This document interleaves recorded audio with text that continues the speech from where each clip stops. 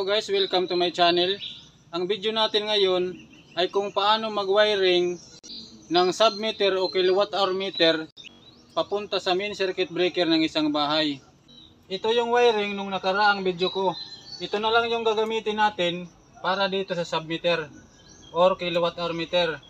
So ito, ipagpalagay na lang natin na itong circuit breaker ay ito yung main circuit breaker ng bahay.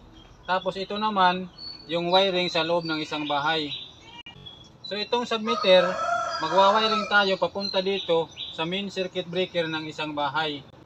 So iwa-wiring muna natin. Pagkatapos nito, i-explain ko mamaya kung paano ang wiring connection galing dito sa submeter papunta dito sa main circuit breaker ng bahay. Itong submeter, i-explain ko rin mamaya kung saan tayo dito maglalagay ng neutral wire at live wire. So dito muna tayo mag-wiring papunta sa circuit breaker.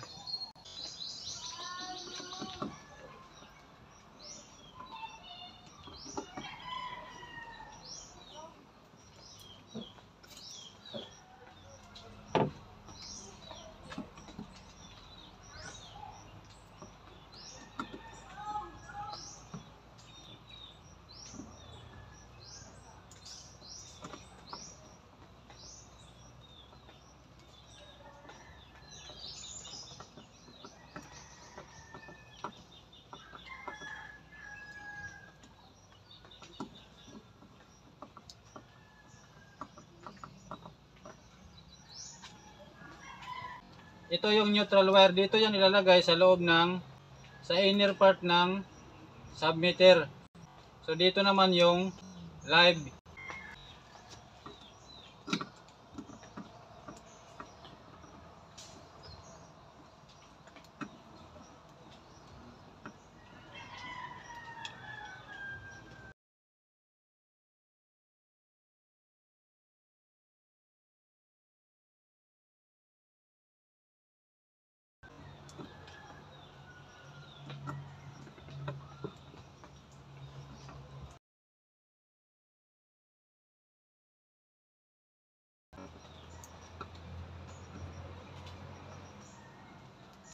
So ito naman ang i-connect natin, yung service entrance cap.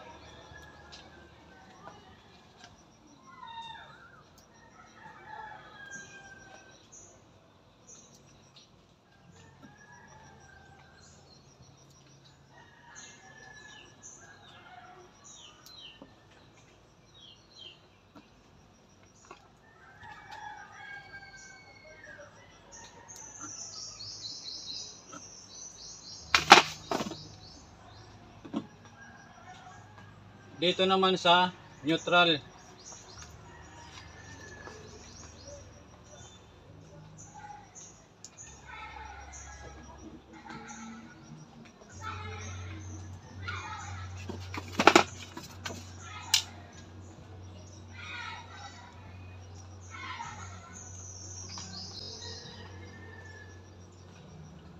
Mapapansin nyo, maliit lang na wire ito dito. Wala kasing tayong malaking wire. So demo lang naman ito. 2.0 yung ginamit ko dito, number 14. So sa ganitong entrance wire, dapat number 6 yung gagamitin natin dito. Kasing laki nito. Or number 8, pwede na yan. Depende sa load ng bahay natin. Pero sa loob ng isang bahay, kadalasan ginagamit number 6 na wire.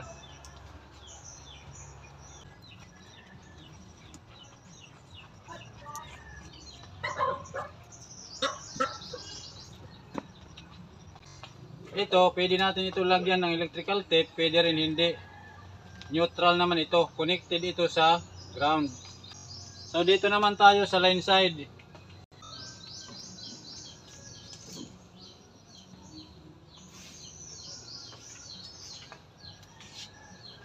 Itong neutral wire muna ang i-connect natin.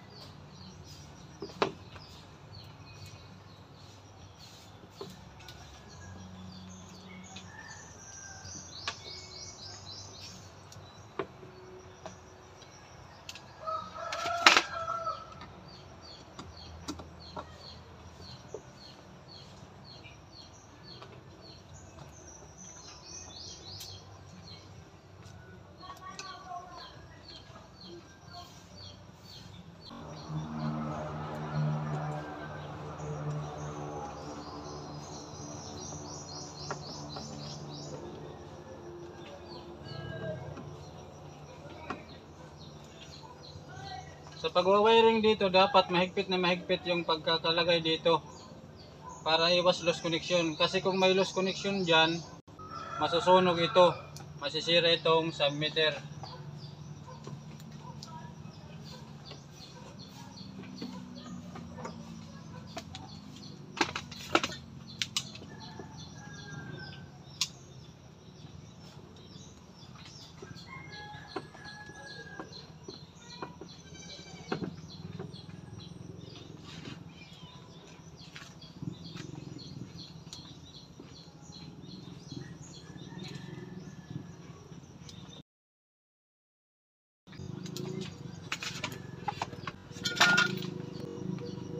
Sa actual wiring, hindi natin ito pwedeng hawakan kasi live ito.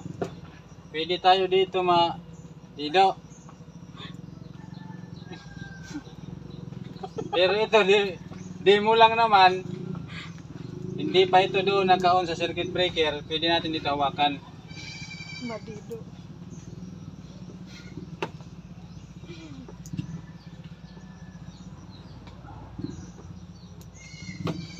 Kakote ba ang trabaho?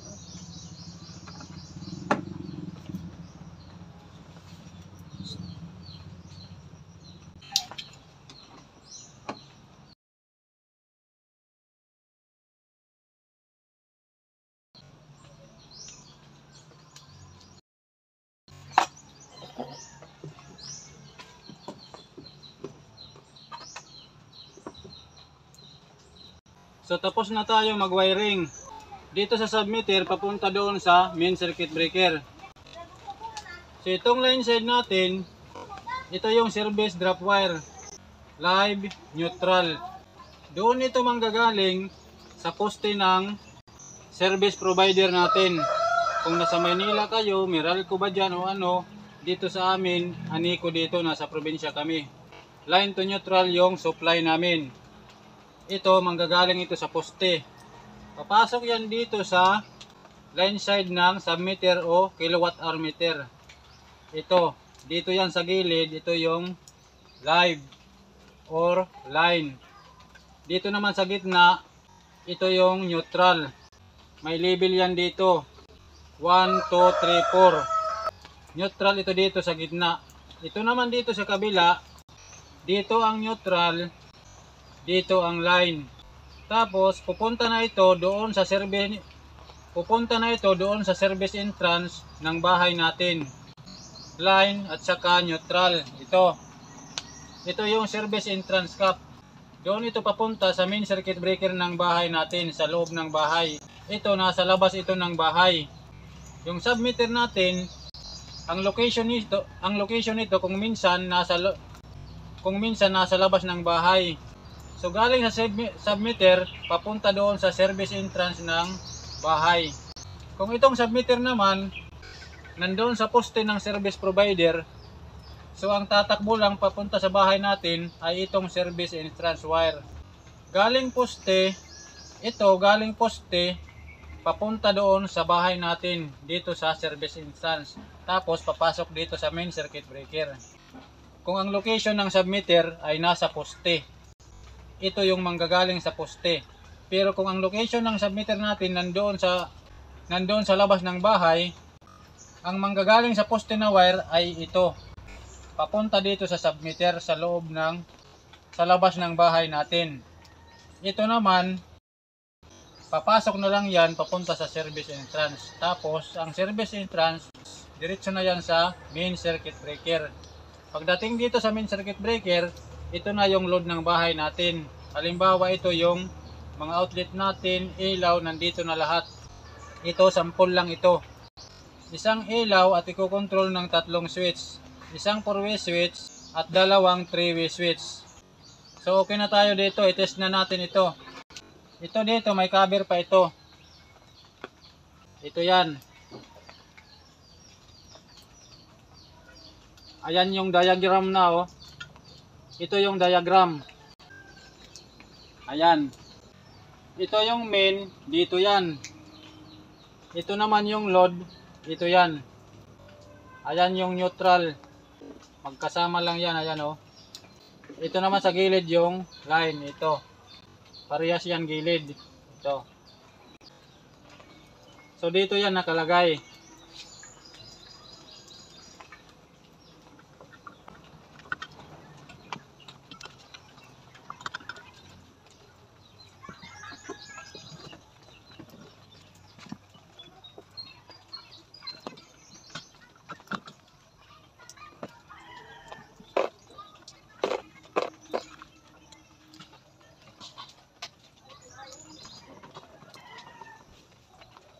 Itong circuit breaker, wag na natin lagyan ng cover. I-test na natin ito. Yung circuit breaker natin, main circuit breaker, depende sa load ng bahay natin. Kung ilan yung load natin, yun din yung main circuit breaker natin dito. Yung ilalagay natin kung ilang amperes yung capacity niya. Magdidepende sa load ng bahay natin. So ito, demo lang naman ito. 15 amperes ito dito, para sa ilaw lang ito. Kasi ito yung una kong video. So i-test natin. I-on natin ang circuit breaker nito dito para gumana ito. So naka-on na yung circuit breaker natin doon. Tingnan nyo, may reading na. Ayan, 00 pa kasi bago ito. 00.2. I-on natin ito para gumana ito. I-on natin yung circuit breaker.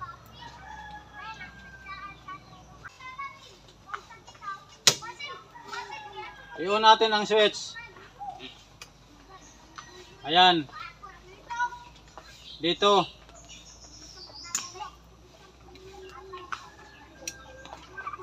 I-off natin dito.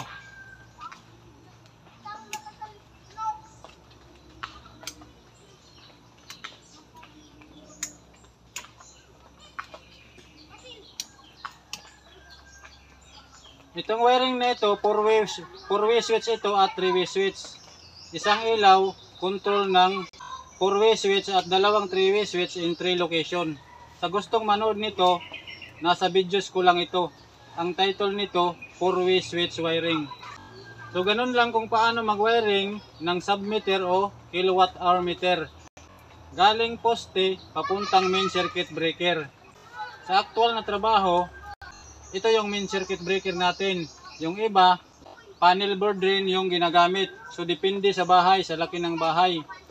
Pag maliit lang na bahay, pwedeng isang circuit breaker lang. Pag malaking bahay, siyempre panel board yung gagamitin. Kasi maraming load na yan. Maraming circuit breaker yung gagamitin. So ganun lang kung paano mag-wiring ng submeter papunta sa main circuit breaker ng bahay. Itong submeter, pag tumagal na ito, dito yung reading natin, dito mababasa natin kung ilan yung babayaran natin. Kilowatt hour meter yan dyan. Dyan tayo magbabase kung ilan yung nagamit natin sa isang buwan sa konsumo ng kuryente natin. Dito yan mababasa. So ito, 00 pa ito kasi bago pa ito. Pag tumagal, puro na yan dyan number.